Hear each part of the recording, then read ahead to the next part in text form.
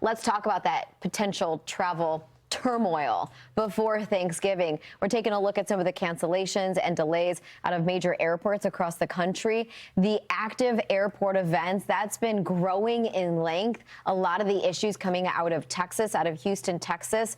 Right now reporting an equipment outage at George Bush Intercontinental. Chicago Midway talking about low ceilings. And Houston overall, though, we've seen the delays grow because they're also citing those low ceilings as well. So a lot of issues, of course, wouldn't be holiday travel if weather was cooperating. But the TSA is predicting a record-setting Thanksgiving travel period this year. We've got TSA agents that are expected to screen nearly 18 million Americans between today all the way to next Tuesday. Airlines have returned to full capacity following that federal government shutdown. And now it seems like weather is the one that's going to foul things up as people try to get to where they need to be. Being together and the food and just being thankful for another time together. Getting together with the family, eating awesome food, laughing, just having a good time with the people you love. That's right. Hopefully the time will be good and the laughter will be aplenty. But looking at what we've been contending with, probably not a lot of laughter if you've been at Atlanta, Hartsfield-Jackson. But I have some good news. Conditions are improving. The low ceilings, the low visibility, all of that's beginning to lift. And the ground stop at Atlanta's Hartsfield-Jackson has now lifted too. And it's great that we can see the control tower because we weren't able to see it just about 30 minutes ago at the top of the hour. The remnants of the storms that we saw move through Texas yesterday, they moved into Atlanta. And about 10 minutes away from the airport, we had the storms roll through, but we had the evacuation of this control tower around 8:45. Take a listen to the storms.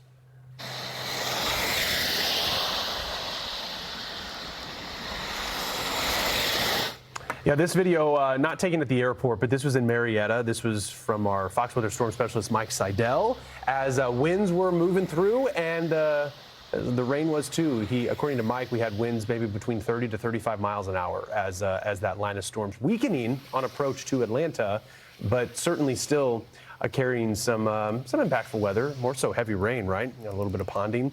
But the storms themselves were probably most impactful in Alabama. We've had around 45,000 customers lose power. They're in the dark in north central Alabama this morning. Not seeing too many impacts in at least the Atlanta metro, aside from what we've seen at the airport, and if people were hitting the roads, dealt with those storms briefly. But in the southeast, through the Gulf Coast, we need to watch for some additional development. And there have been pockets, we'll go through it here, but briefly showing you what's the case in Atlanta, in Marietta, where that video came in. The metro is better and improving. The airport is just south of downtown Atlanta. So we've seen, rain still move on through, but that very narrow line of showers and storms, it's getting a little farther away from the radar too.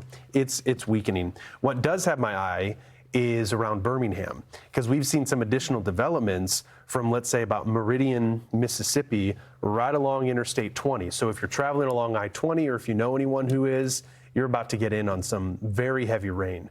In fact, this zone is where we saw the bulk of the power outages.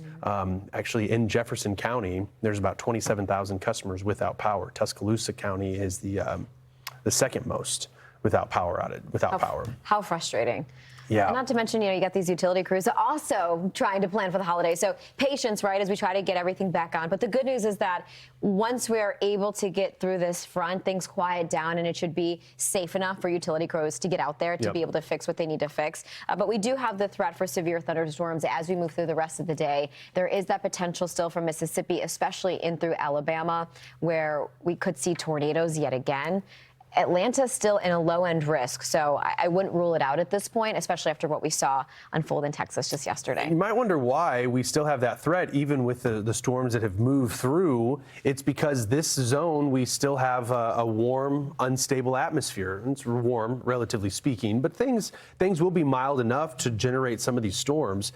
But watch how this area maybe blossoms later this afternoon in eastern Tennessee through the Appalachians into northern Alabama, northern Georgia, and maybe some additional development closer to the Gulf Coast. And until we can get this cold front to clear through, a line of storms will try to set up. It's probably going to behave similarly to the line that we saw this morning. Yeah. It runs out ahead of the front. The front's not in a huge hurry to move and leave out of the southwest. It will pass, it will get through, but those storms work on through. We got to wait for maybe that final push in almost the Fox weather model trying to make out a narrow band of clouds. Perhaps that's going to be the ultimate passage Wednesday afternoon, and then things improve.